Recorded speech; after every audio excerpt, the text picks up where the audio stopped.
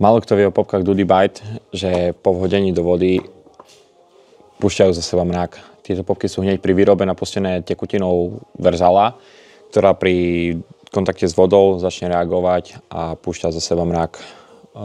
Popky Duty Bite sa vyrábajú v 6 príchutiach. Z toho príchute Spicy Fish, Ananás, Superhot a Special Fruits robia tento mrak.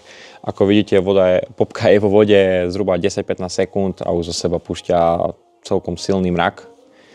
Keby sme to takto nechali ešte chvíľku dlhšie, tak to akvárko bude celé zelené. Ale keďže nám sa čakať nechce a chceme silnejší mrak, tak tú popku namočím priamo do Versaly. Tak. A po vhodení do vody nastane farebná explózia. Tento mrak je fakt silný a má obrovské výhody na vodách, kde ryby idú po farbe, po prípade pri love na zigrík.